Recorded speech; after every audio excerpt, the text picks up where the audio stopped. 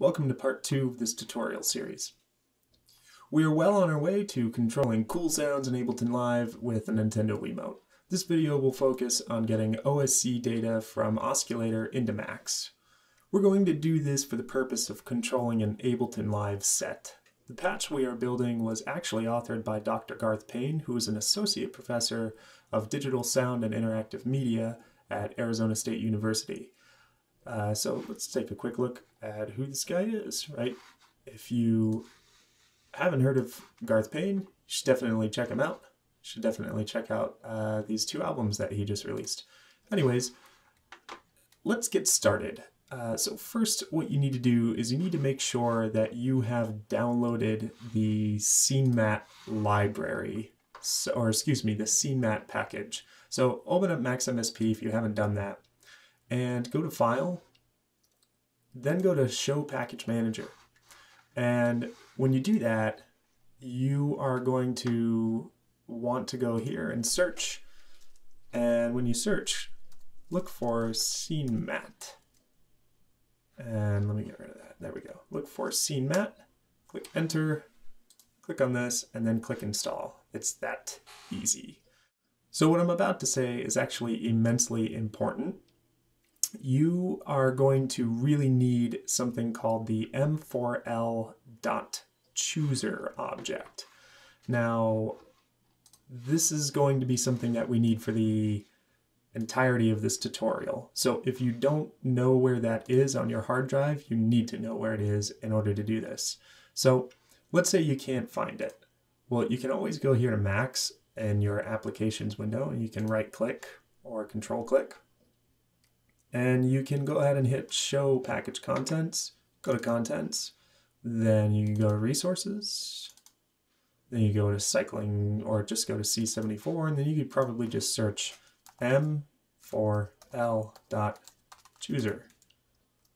And go ahead and hit, I press the down arrow to select name, and then up it pops. Now, probably what's best to do is to memorize this file path. But you probably could go ahead and copy both of these and put them somewhere else, like your desktop or whatever. It's maybe not the most recommended way to do things, but anyways, you really need these, is the point. You really, really need them. Okay, so now let's open up Ableton Live and let's start patching. Okay, so opening up Ableton Live. Now, as we open up Ableton Live, friendly reminder, the last video, excuse the computer sound there. The last video that we had, remember we connected our Wiimote to MaxMSP using Oscillator. So go ahead and make sure you've already done all that. And then we're going to start patching basically. So now what we want to do is we want to create a new Max Audio effect. Go here to Max Audio Effect, go to Audio. Now that we've done that, we're going to wait. And we're going to go ahead and click this. It's going to open up Max for us. And what I want to do is just note that it may be frozen and it may be in presentation mode or patching mode. Make sure that it's unfrozen and make sure that we are in patching mode and not presentation mode. Now, the first thing I suggest doing, and I strongly suggest this, go here, click Save As. You're going to want to save this. Right, so we don't want to. We want to know where these things are. It's naming conventions are very important. Anyways, so let's click Wiimote controller. Okay, and I'm going to save that in here in Max Audio Effect. Save, huzzah! Okay, now I'm going to pull this down, and now we're going to get patching basically. So the first thing I think we should do, since we have Oscillator, let's make actually a sub-patch, okay? So sub-patch is a patch within a patch, basically. And you can make a sub-patch by clicking N for new object and then clicking P, or just writing the word patcher.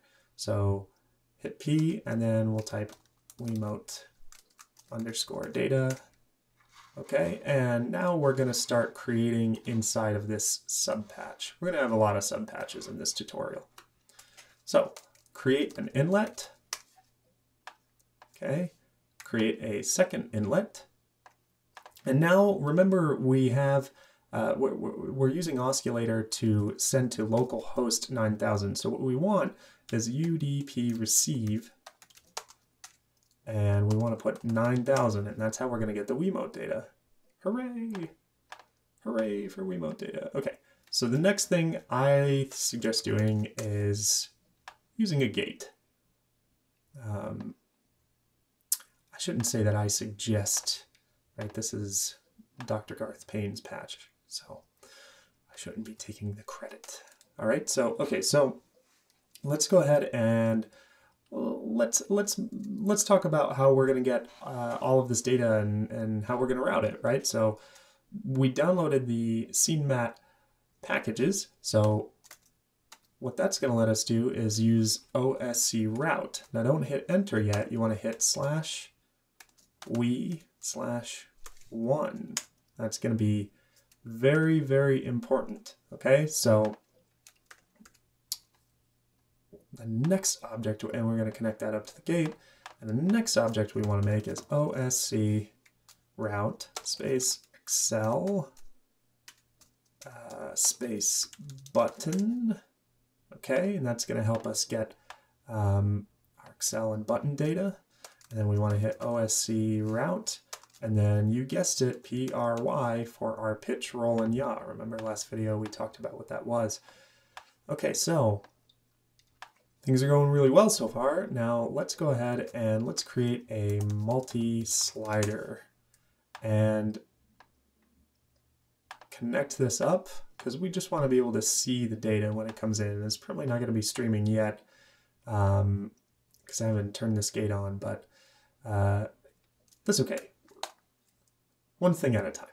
So go, if you're not sure what hotkey I just hit, go here and hit Command I, or you can click the little I here, okay? And you can go number of sliders, hit 4. Okay, that's going to be very useful. Now, what we need after this is an unpack object, and we need 0 decimal, 0 decimal, 0 decimal, 0 decimal, because what we're getting here is going to be floating point data for the pitch, roll, yaw, and Excel data.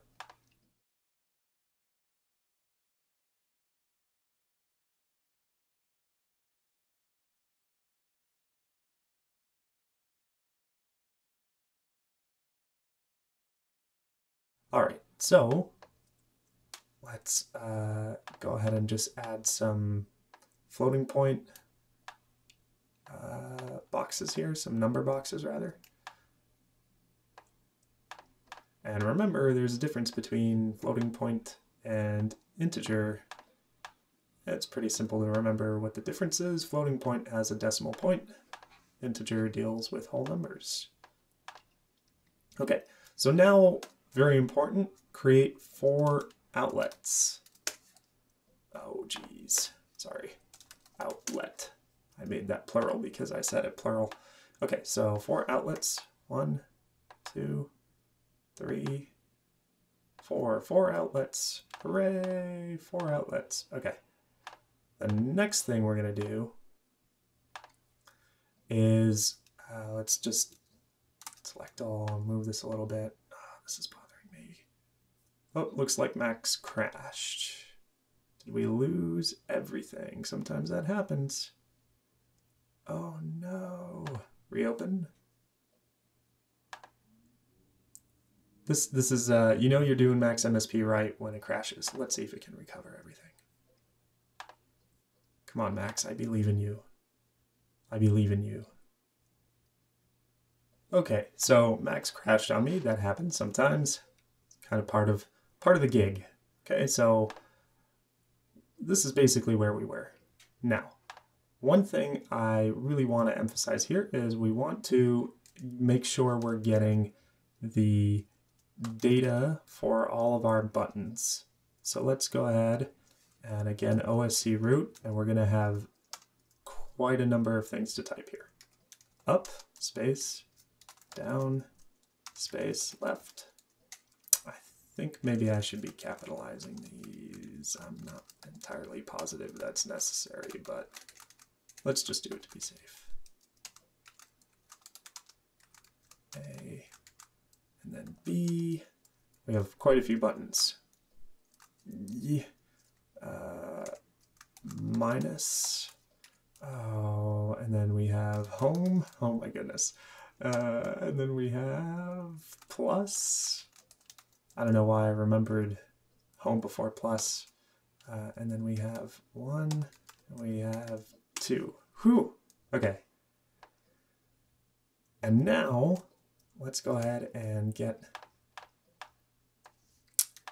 we have now some floating point boxes. And this is basically, you've basically done it, except let's just connect this here. So what I just did was I went to the second outlet of OSC route /excel/button, and I'm sending it here. Okay, so let's go ahead and get more. Let's get more of these integer boxes. And sometimes this can take a while, but you get the idea. We're going to go ahead and just skip to this one last part of this particular tutorial. Now we have up, down, left, right, and then this is A. I shouldn't have done that. Sorry. That's A, and that's B. So that's the most important thing here. Inlet. So I created I created an inlet when I meant to create an outlet. Outlet. And this is A going to outlet 5, and this is B going to outlet 6. Okay, we did it. We have created our Wiimote our subpatch for Wiimote Data. Give yourself a pat on the back. So next tutorial, we're going to go ahead and start figuring out how all of this will work inside of the live object model. And it's going to be great. It's going to be really exciting. So tune in. It's the internet. What am I talking about? Well, just watch the next video in the tutorial.